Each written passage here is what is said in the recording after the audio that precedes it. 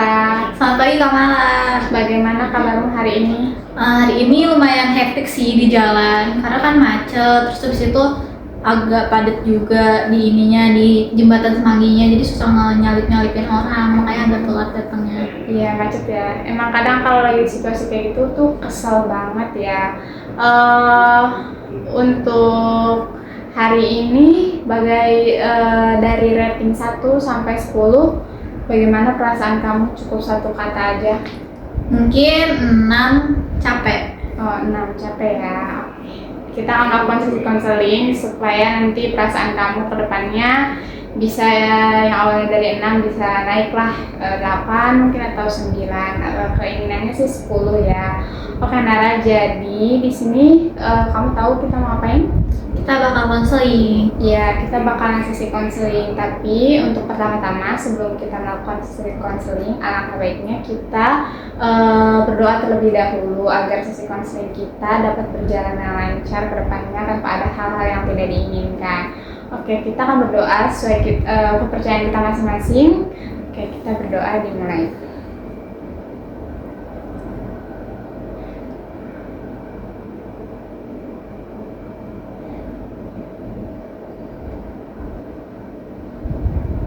Berdoa selesai. Oke Nara, jadi di sesi konseling kita hari ini aku ingin nyampein aturan-aturan sesi konseling pertemuan kedua kita. Yang pertama itu sesi konseling akan kita lakukan selama 30 menit ke depan. Jadi di sesi konseling ini kalau misalkan ada pikiran yang mengganjal di hati kamu atau emosi yang belum keluarin sama kamu atau masalah yang ingin kamu sampaikan, itu kamu sampaikan aja dengan keterbukaan, karena di dalam konseling itu dia ada 12 asas, termasuk asas keterbukaan. Jadi kamu kalau misalkan mau cerita tuh seterbuka mungkin, tanpa ada rasa malu, rasa takut, dan rasa nggak enak gitu. Kamu boleh ceritain apa yang ada dalam diri kamu seterbuka-bukanya. Karena di konseling juga itu ada yang namanya asas kerahasiaan. Jadi data-data atau cerita-cerita kamu yang udah kamu ceritain ke aku itu nggak bakalan tersebar luaskan kepada siapapun. Nah, tujuan dari sesi konseling kita pada hari ini, pada pertemuan kedua hari ini, aku berharap setelah kita melakukan sesi konseling kamu bisa lebih memaknai pengalaman dan perasaan yang sedang kamu alami selama sesi konseling kita, ataupun perasaan dari pengalaman yang sekarang sedang kamu alami, entah itu pengalaman di kelas, pengalaman di luar rumah, ataupun di luar kampus. Jadi tujuan sesi konseling kita tuh lebih memahami perasaan yang kamu rasain tuh kayak gimana sih gitu. Nah, untuk pertemuan pertama kan kamu sudah menceritakan bahwa sesuatu yang mengganggu kamu itu ada di pertemanan. Nah, boleh kamu ceritakan lagi secara mendalam apa yang dimaksud dengan pertemanan itu sehingga membuat kamu terganggu, jadi kayak nggak semangat buat kuliah, males gitu. Sebelumnya setelah aku konseling ke kakak minggu kemarin, itu tuh ada masalah lagi sama teman-teman aku di kelas. Ini masalahnya juga masih menyangkut organisasi FPB Cup itu. Kemarin tuh jadi kita tuh ngadain open PO gitu kan Kak, cuman miskomunikasi. Jadi yang temen aku di kelas ini yang danusan ini di grup itu tuh cuma nge-edit chat tanpa nge-forward ulang. Jadi kita tuh nggak tahu kalau misalnya tanggalnya tuh diubah. Terus aku marah lah, aku bilang kalau misalnya aku datang ke kampus doang cuma ngambil bakpao, aku nggak mau. Karena yang aku jualin juga orang-orang anak BK tuh hari Jumat tuh rata-rata nggak ada kelas, dan yang aku jualin tuh cuma 4 orang, aku ngambil bakpao tuh 6. Terus aku bilang ke mereka, aku nggak mau ya ke kampus cuma buat ngambil bakpao. Nah terus mereka tuh kayak ngerespon aku marah. Mereka nggak mau salah, aku ngadu lah ke ketua FPB Cup anak PGSD. Terus dia bilang, iya ternyata ini tuh miskomunikasi panitia, harusnya panitia nge-forward ulang biar yang nawar-nawarin bakpao tuh bisa tahu juga nih kalau misalnya diubah jadwalnya. Terus udahlah, terus aku jelasin via chat. Nah temen aku ini minta aku jelasin kontribusi aku di panitia tuh apa. Baru aku jelasin, dia malah ngeblokir. Jadi aku tuh kayak ngerasa aku sama satu temen aku anak BK juga itu dimusuhin sama temen ini karena dia ngechat temen aku kayak tolong jangan si Nara jangan chat gue ya karena gue lagi capek ngurusin danusan. Terus temen aku nih jawab ya lu jelasin lah ke Nara. Terus temen aku baru ngechat lagi di bawahnya kirim bubble ulang diblokir lagi kak. Nah kita bingung lah cara memperbaikinya gimana. Kalau misalnya di kampus kita ajakin ngobrol dia kayak diem aja nggak mau ngerespon kayak seakan-akan nggak ada masalah. Giliran di chat nomornya diblokir semua jadi kita kayak bingung. Terutama aku bingung baikannya gimana. Terus biar kita di kelas tuh kayak biasa tuh gimana karena sebelumnya itu temen yang aku ceritain juga yang agak mengganggu aku di kelas. Nah kalau misalnya musuhan kayak gini dia tuh takutnya ngehasut temen-temen lain kan kak buat gak suka sama aku. Jadi aku tuh kemarin tuh cerita juga ke temen aku yang sekretaris FPBK. Aku cerita kalau misalnya sampai dia cerita yang nggak bener ke kelas gimana, ke anak-anak kelas. Terus kata temen aku, ya udah nggak apa-apa, nanti kita jelasin pelan-pelan. Kalau ini emang salah dia. Terus udah lah kemarin waktu rapat FPB tuh ketahuan emang itu salah dia. Dia minta maaf. Terus aku bilang lah ke si orang ini, aku tuh udah ngechat kamu, udah minta, udah mau memperbaiki ini. Terus kata dia kayak gini, nggak perlu. Emang gue yang salah. Maksud aku kalau misalnya emang dari awal salah, ya udah kita chat aja, ngapain ngeblokir? Kalau gitu kan ketahuan banget, nggak mau salahnya dan nggak mau memperbaikinya. Itu sih kak yang akhir-akhir ini pertemanan aku yang benar-benar kayak bikin aku malas ke kampus. Dan itu kalau misalnya kerja kelompok juga agak mengganggu sih karena apa ya? Jadinya jatuhnya kayak si Nara ngajakin ke rekam gue ini nih, males Nara mah orangnya kayak gini, mulutnya kayak gini. Padahal waktu itu tuh kok benar-benar cuma ngechat maksud kamu apa ya, mau ubah jadwal suka kamu. Nggak semua orang bisa ke kampus cuma buat jual-jualin bakpao, dan waktunya buat ke kampus tuh mending dipakai yang lain karena nggak ada kelas gua kak, itu cuma jual bakpao. Iya, aku paham banget situasi kamu. Pasti kamu ngerasa kesel dan sedih gitu ya. Harus ke kampus cuma jualin bakpao, ditambah kamu nih jauh dari Bogor ke kampus. Jadi kamu tuh kayak ngerasa kesel aja gitu kalau misalkan jadwalnya diubah-ubah. Jadi ini tuh di sini ada miskomunikasi juga kan. Yang harusnya tuh dia tuh menjelaskan atau apa, tapi dia malah memblokir nomor kamu gitu kan. Jadi mau ngechatinnya juga susah kan. Oke, aku paham banget di situasi itu. Kalau aku jadi kamu juga pastilah agak marah gitu ya, karena tenaga kita dari rumah ke kampus cuman buat jualan bakpao doang, jauh terus panas-panasan, macet, memang itu melelahkan sih. Nah, tadi kan kamu sudah menceritakan bahwa ada masalah dalam pertemanan di organisasi FPB Cup juga ya. Tapi untuk di pertemuan pertama juga kan kita sudah menggali dan kamu juga sudah menceritakan kalau misalkan kamu ada problem dan kurang suka juga sama pemimpin di dalam kelas kamu. Nah, boleh kamu ceritakan lebih dalam lagi itu tuh kenapa dan bisa benar-benar ngeganggu kuliah kamu, akhirnya tuh kamu kayak nggak semangat buat ke kampus lagi gitu. Kalau yang ketua kelas itu sih untuk sekarang setelah pertemuan pertama itu kita tuh di kelas ya udah santai aja karena emang dia juga langsung perbaiki diri juga kak. Dia mengaku kalau misalnya dia salah berbicara seperti itu. Jadi aku nanggepinnya juga oke, kita udah temenan lagi, udah biasa-biasa aja. Cuman kadang tuh aku nggak sukanya kalau misalnya kita lagi kerja kelompok nih kak, dia tuh ngomong gitu ke temennya. Nah yang diajakin ngobrol ini juga temen aku, anak PAJ. Dia bilang males deh kerja kelompok sama Nara tuh nggak mau kerja, cuma mau beresin aja. Padahal aku sama temen-temen aku itu tuh udah kayak kita nih bagi tugas aja ya biar nggak kerja sendiri. Cuman yang ini tuh emang responnya lama. Giliran kalian respon, dia cuma respon sorry ya gue lagi sibuk di organisasi ini. Ya kita oke aja sebenarnya, emang yang penting kan udah bagi tugas yang kayak ya kita ngerjain tugas kita sendiri. Nah orang ini nih kadang kurang puas sama tugas kerja kelompok dan dia ngubah itu sendiri sesuai yang dia mau. Mungkin itu yang bikin dia kayak si Nara sama temen-temennya nggak mau kerja kelompok, makanya dia bilang gitu. Mungkin karena dia ngubah itu sendiri tanpa persetujuan dari kita kak. Itu bener-bener dia dirombak dari awal sampai akhir. Pernah waktu itu tuh PPT dia tuh nggak sesuai sama yang dia mau. Dia tuh maunya apa, kita maunya apa, dan dia rombak sendiri. Waktu itu matkulnya Romo psikoanalisa, waktu dia rombak terus kita presentasiin ternyata itu salah, dan kita marah lah. Kalau kayak gitu harusnya komunikasi dari awal. Kalau misalnya kita nampilin yang kemarin bisa jadi itu udah bener, terus dia bilang gini, enggak, gua aja ini salah, apa yang kemarin kalian tampilin itu tuh acak-acakan. Ya kita nggak terima.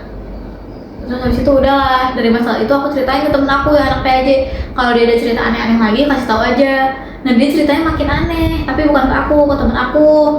Kayak si ini males ke kampus, padahal dia bener-bener sakit mata. Terus udahlah, dari situ kita berantem. Terus minggu kemarin tuh aku tuh izin ke dia, takutnya dia nggak percaya. Aku bilang gini, gue izin ya nggak masuk kelas, gue udah di jalan, cuman Cibubur macet, perbaikan jalan, kalau nggak percaya lihat aja di maps. Terus dia jawabnya gini, iya gue percaya, jangan karena masalah itu lu jadi nggak percaya sama gue, jangan kayak mempermainkan kepercayaan lu ke gue gitu. Maksud aku ya udah, aku tuh takutnya dianggap bohong lagi, karena dia tuh gampang anggap orang bohong gitu. Oh, jadi si pemimpin kelas ini yang pertama memang kadang suka tidak puas dengan hasil kerja kelompok ya, sehingga dia mungkin panik dan akhirnya tuh merombak semua pekerjaan yang sudah dilakukan dari awal hingga akhir. Nah, tadi juga kamu sudah mengatakan bahwa itu tuh harusnya dikomunikasiin. Jadi untuk kedepannya kalau kamu sekelompok lagi sama ketua kelas ini, kamu kan sudah tahu kan orangnya, ketua kelas ini memang panik. Dia panik seperti itu memang ingin si tugasnya itu perfect gitu ya. Jadi karena kamu sudah tahu ketua kelas ini orangnya kayak gimana, untuk kedepannya dalam komunikasinya itu jangan miskom ya. Jadi nanti boleh kamu chat awal lagi, misalkan kayak mana yang mau diubah atau mana yang harus perlu kita kerjain lagi gitu ya, sehingga nggak ada nggak ada problem ketika mau presentasiin tapi ternyata bukan yang kita kerjain gitu. Jadi kalau misalkan dikomunikasikan dengan baik, akhirnya kan jadinya enak gitu kan ya. Oke, tapi untuk di pertemuan pertama, kamu juga menceritakan tentang yang ketika kamu berpendapat dan menjawab pertanyaan dari Romo ya, ketika mata kuliah psikoanalisa, itu yang dimana sebagian dari teman-teman kamu itu tidak suka ya, karena merasa nilainya hanya untuk dirimu saja. Kamu boleh ceritain lagi gimana dari awal mereka bisa nggak suka sampai saat ini. Tapi aku ingin bertanya dulu kepada kamu, kalau misalkan kamu kan pernah dibilang kayak banyak tanya gitu sehingga tuh nilainya cuma buat kamu aja. Tapi kalau untuk saat ini kamu masih percaya diri untuk berpendapat, bertanya, terus menjawab pertanyaan dari dosen, atau memang kamu jadi down gara-gara perkataan orang itu? Kalau sekarang aku bener-bener ya udah, karena ini kan dunia kuliah, aku nganggapnya nilai aku ya buat aku sendiri, bukan buat orang lain. Aku gak mau berbagi nilai, karena IPK-nya juga buat aku sendiri kan Kak, buat masa depan aku. Jadi aku tetap nanya aja ke Romo itu kayaknya kata-kating aku yang dulu jadi yang fasilitator LCC. Romo itu tuh suka kalau misalnya kita banyak nanya dan aktif di kelasnya. Nah aku tuh ya udah, aku sama teman-teman aku ini yang kita ini duduknya tuh dua kubu Kak kalau di kelas. Kita tuh bukan circle-circlean ya. Tapi dari awal tuh kita tuh kalau kita duduk di sini, temen yang ini nih pindah ke sebelah sini.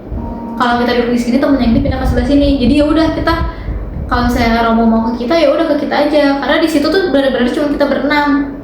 Sampai Romo tuh bilang gini, kalian tuh pindah ke sini, jangan semuanya di situ, numpuk di situ. Mata saya tuh sakit kalau misalnya ngeliat orang ini pisah-pisah. Nah, giliran kita jadi satu, Romo ini bilang kalau misalnya di kanan semua, di sini kosong, ini kayak nggak kuliah. Semuanya tuh harus nyebar, dibagi dua. Nih, kalau misalnya kita udah nyebar, terus Romo ini ngajuin pertanyaan, tapi mereka juga ditunjuk nih Kak, kayak kamu jawab ini apa. Mereka tuh kayak cuma ketawa-ketawa, ya udah, kita nge-backup lah Kak, daripada kelasnya lama. Ya kita jawab, karena kita emang meskipun kita main HP, kita mainin buku, itu tuh kita sambil nyatet Kak, meskipun kelihatannya kita emang gak serius, kita jawab. Nah, sering kali itu kan ada katin juga di kelas aku yang ngulang. Dia tuh kayak bilang, jangan kayak gitulah, berbagi nilai, nggak semua nilai itu tuh buat kalian, kita juga mau, apalagi gua ngulang. Terus semenjak itu ya kita nggak peduli, aku terutama aku tuh kayak ya kalau misalnya emang kayak gitu ya lu jawab lah dari awal, jangan nunggu ditunjuk Romo. Lagian Romo itu nggak selalu nunjuk Kak, kayak misalnya dia ngajuin pertanyaan ya kita spontan jawab juga Romo bakal ngerespon. Kita juga nggak tahu kalau misalnya Romo itu bakal masukin nilai itu buat nilai keaktifan di kelas. Ya pokoknya kita ikutin alur aja lah. Kalau misalnya ada pertanyaannya ditanyain kita tahu ya kita jawab, kalau nggak tahu ya kita diem.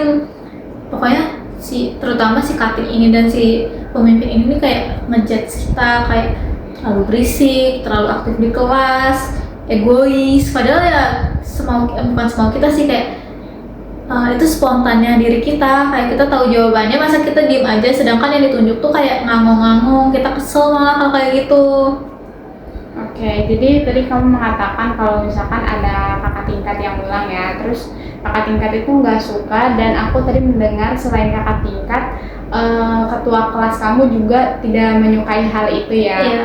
Oke, kalau untuk soal itu sih memang bagus, kamu jangan down atau memikirkan omongan orang lain, karena memang di perkuliahan nggak apa-apa, selagi kamu tahu, selagi kamu mengetahui jawabannya, jawab aja. Selagi kamu ingin berpendapat aja gitu ya.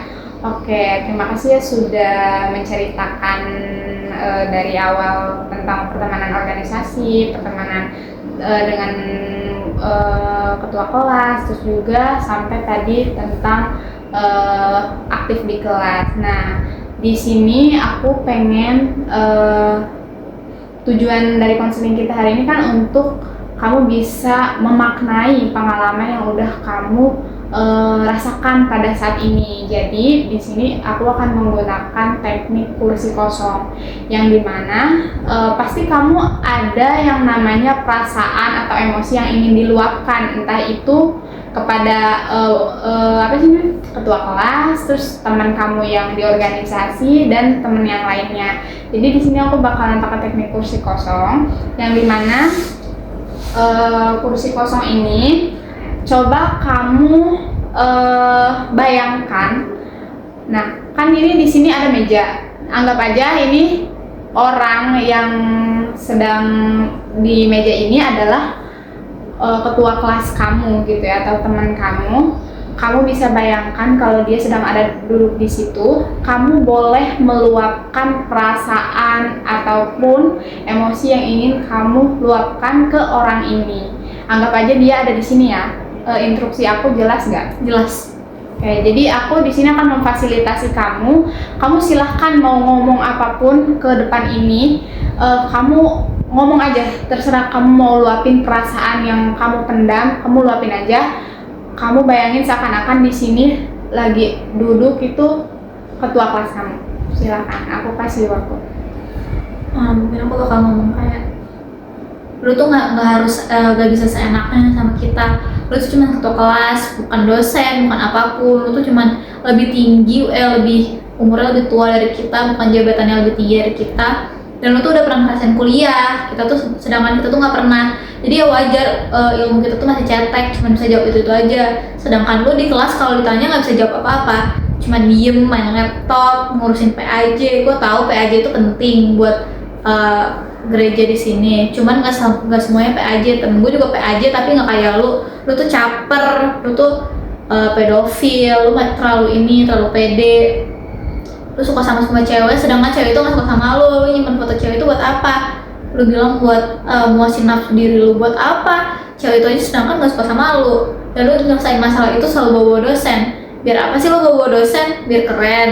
Dosennya juga gak mau kali bantu lu sebenarnya, cuman karena dia gak enak aja. Dia tuh udah banyak nyusahin lu di kelas. Itu aja sih Kak yang pengen aku katanya. Oke, udah diluapin semuanya?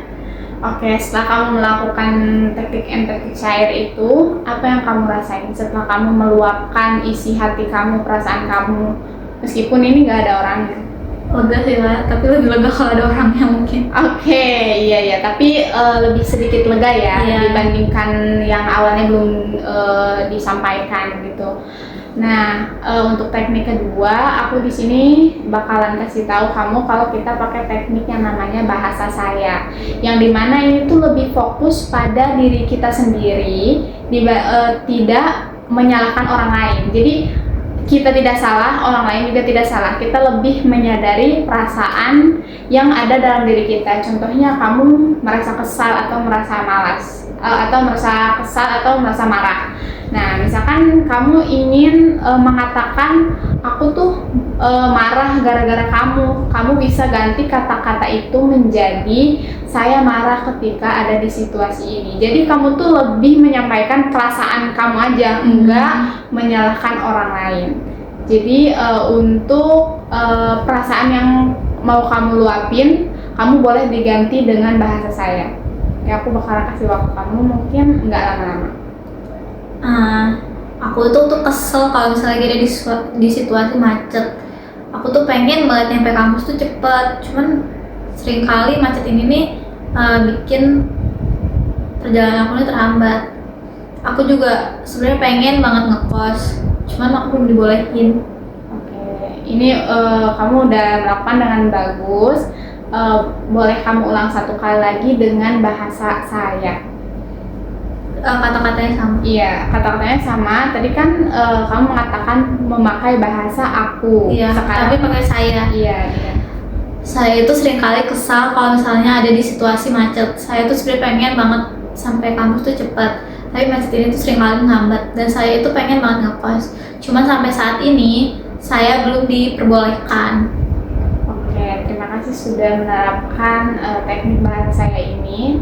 Dan untuk yang terakhir, tentang problem kamu dengan ketua kelas kamu, tadi kan memang cukup ribet ya.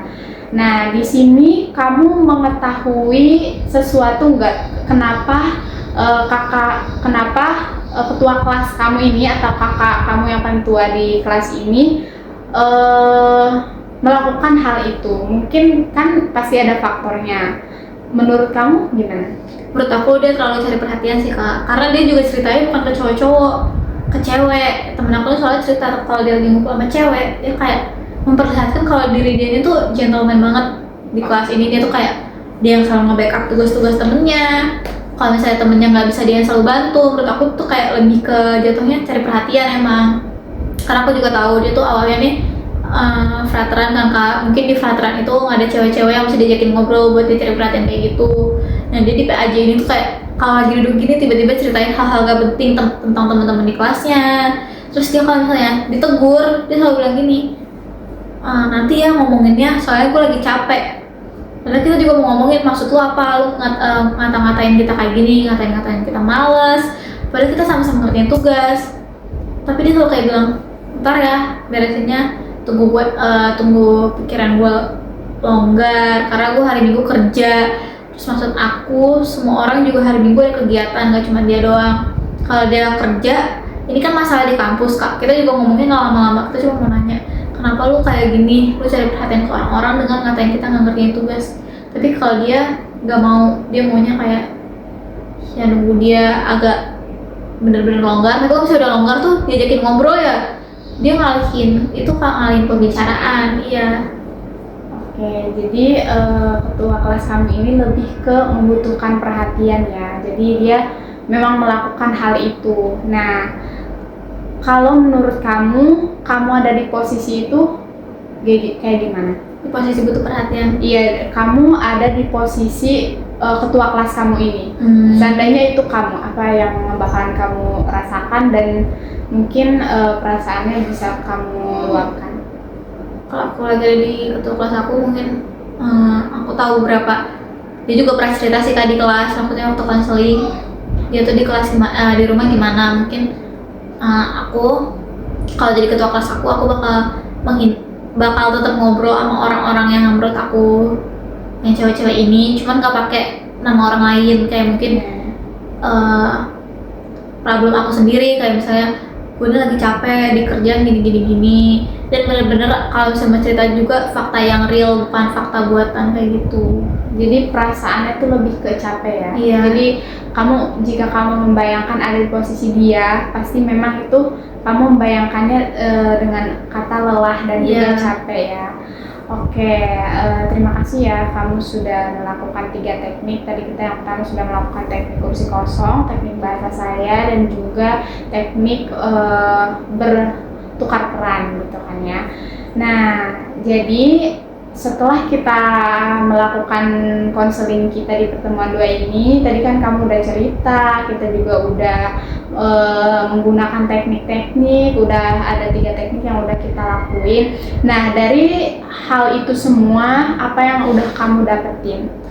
Yang aku dapetin, pertama aku jadi tahu kalau misalnya semua orang itu tuh perlu perhatian, tapi cuman cara penyampaiannya aja yang salah. Terus aku juga semakin sadar kalau misalnya emosi yang aku luapin itu orang lain tuh nangkapnya tuh beda, nggak selalu sama. Terus aku juga lebih lega aja sih Kak, karena habis yang teknik kursi kosong itu. Iya, oke. Untuk kedepannya, biar pertemanan kamu ini tuh adem ayem gitu, apa yang bakalan kamu lakuin? Mungkin aku kurang-kurangin interaksi aja sih sama dia. Saya kalau terlalu banyak interaksi, dia juga semakin banyak cerita yang gak benar tentang kita ke temen-temennya. Mungkin aku interaksi sepentingnya aja, dan aku juga mau memperbaiki komunikasi biar gak miskom. Kalau misalnya ada tugas, aku ngechat dulu mungkin dari awal kayak ini ada nggak yang perlu dibantuin, atau ini udah puas belum. Kalau belum puas, kita benerin aja barengan. Terus kanvanya mungkin kalau misalnya udah bener-bener beres, harus dikunci, jangan di open untuk semua orang gitu. Oke, jadi kamu rencana kedepannya ini memperbaiki komunikasi, terus juga yang kedua mengerti situasi, terus juga membatasi interaksi ya. Jadi karena kalau misalkan banyaknya interaksi, mungkin dianya akan down juga dan mungkin nggak mood, jadinya kemana-mana kan. Oke Nara, terima kasih ya kamu sudah terbuka menyampaikan perasaan yang kamu pendam, terus masalah yang ingin kamu ceritakan. Dan untuk kedepannya aku harap di pertemanan kamu jadi semakin adem, terus komunikasinya baik dan enggak menghambat perkuliahan kamu, sehingga kamu ke kampus ini tuh semangat gitu kan, enggak kesel-keselan dan ngerjain tugasnya juga tepat waktu. Karena kalau misalkan seseorang tuh kalau misalkan kesel, nggak mood mau ngerjain tugasnya juga kan males gitu kan ya. Jadi aku harap semoga ini tuh tidak mengganggu lagi pada perkuliahan kamu gitu ya. Aku nggak terasa ini kita udah ada di sesi. Baik Nara, setelah kita melakukan sesi konseling pada pertemuan kedua ini, aku ingin bertanya kepada kamu, dari 1 sampai 10, ada di angka berapa perasaan kamu saat ini? Setelah mengikuti sesi konseling dengan Kamala, aku taruh di angka 8 karena aku merasa lega, aku bisa ngeluarin unek-unek aku. Terus habis itu Kamala juga bantu aku menyelesaikan masalah itu dengan berbagai teknik, sehingga aku lebih tenang dan aku sadar bahwa semua orang itu harus kita pahami dulu. Aku ingin meminta kesan-pesan dari kamu tentang konseling pertemuan kita yang udah kita lakuin ini. Kesannya aku seneng banget bisa konseling sama Kamala, karena Kamala juga responsif, nanggepinnya juga kayak excited gitu. Terus habis itu Kamala juga nggak pasif, sama masukan-masukan yang Kamala kasih itu tuh kayak bener-bener menurut aku merubah pikiran aku sih, yang tadinya kayak aku nganggap ketua kelasnya jelek, jadi aku kayak langsung mikir kalau misalnya semua orang itu perlu diperhatiin lebih gitu, nggak semua orang sama. Pesannya semoga di konseling berikutnya waktunya lebih lama aja sih Kak, karena jujur betah konseling. Oke. Tenang, nanti masih ada sesi konseling satu lagi, sesi ketiga. Baru dari situ sudah selesai sesi konseling kita. Ini sesi konseling pertemuan kedua. Jadi kalau misalkan di sesi konseling ketiga kamu ingin cerita aja, nggak usah ditutup-tutupin ya. Oke, terima kasih ya Nara, kamu sudah bersedia melakukan sesi konseling kita pada pertemuan kedua ini. Sebelum kita menutup sesi konseling, alangkah baiknya kita berdoa terlebih dahulu sesuai kepercayaan kita masing-masing. Doa juga.